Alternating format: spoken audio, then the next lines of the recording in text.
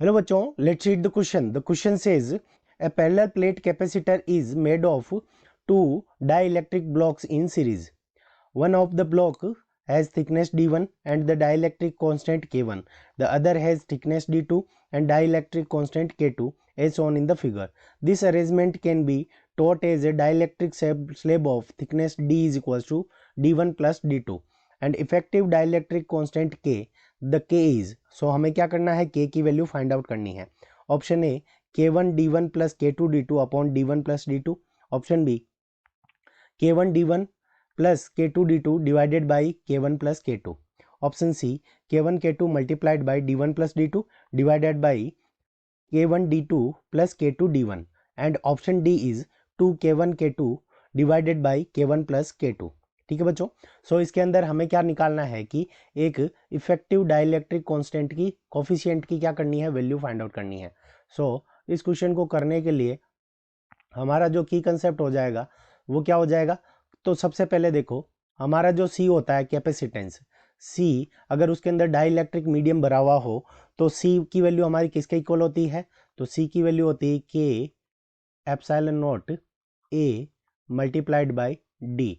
ए यहाँ पे क्या है, एरिया ऑफ प्लेट्स है, एंड डी क्या है कि थिकनेस ऑफ प्लेट है, यानी डिस्टेंस बिटवीन द प्लेट्स है.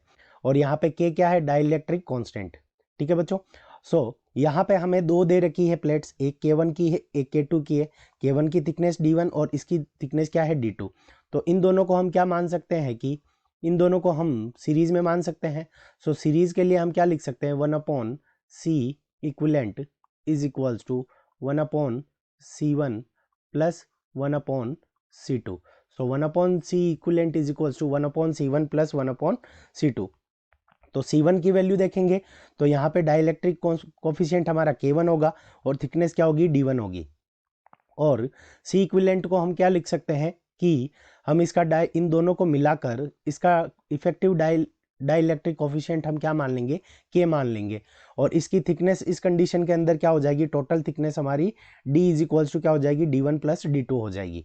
सो यहाँ से अगर वैल्यू पुट करें तो 1/C इज इक्वल्स टू, तो यहाँ से हमारा हो जाएगा के equivalent multiplied by epsilon not multiplied by A divided by जो थिकनेस होगी वो हमारी क्या हो जाएगी, D1 प्लस D2.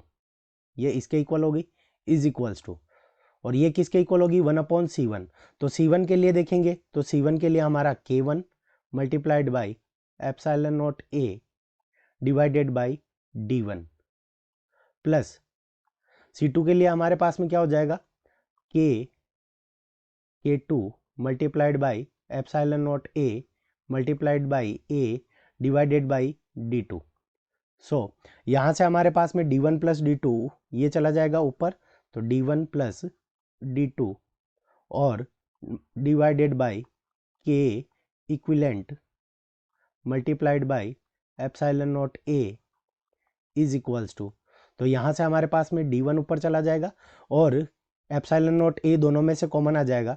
तो यहाँ से D1 और 1/ एप्सिलॉन नॉट मल्टीप्लाइड बाई ए ये हमारा कॉमन आ गया. तो हमारे पास में क्या बच जाएगा, D1 divided by K1 plus D2 divided by K2 ये आ गया. अब यहाँ से हमारा 1/ एप्सिलॉन नॉट इस एप्सिलॉन नॉट ए से कैंसिल आउट हो जाएगा.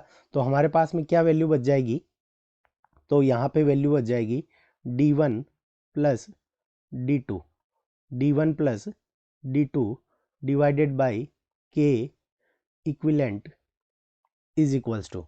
तो यहाँ से हमारे पास में इन दोनों का एलसीएम ले लेंगे, K1 K2 हमारा एलसीएम आ जाएगा. तो यहाँ पे हमारे पास में एलसीएम क्या आ गया, K1 मल्टीप्लाइड बाई K2. तो यहाँ से हमारे पास में आ जाएगा K2 D1 plus K1 D2. तो हमें क्या किसकी वैल्यू निकालनी है, K इक्विवेलेंट की.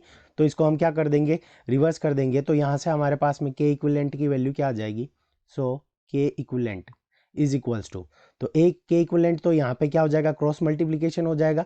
तो क्रॉस मल्टीप्लिकेशन हो जाएगा तो हमारे पास में जो वैल्यू आ जाएगी वो आ जाएगी K1 K2 multiplied by D1 plus D2 K1 K2 multiplied by D1 plus D2 divided by K1 D2 plus K2D1। ठीक है बच्चों, K1D2 प्लस K2D1। तो ये हमारा क्या हो जाएगा, करेक्ट आंसर हो जाएगा K1 K2 multiplied by D1 plus D2 divided by K1D2 plus K2D1। अब देखेंगे कि ये हमें कौन से ऑप्शन के अंदर गिवन है। तो ये ऑप्शन सी के अंदर गिवन है। So option C is the correct answer of this question. I hope you understood it well. Best of luck. Thank you.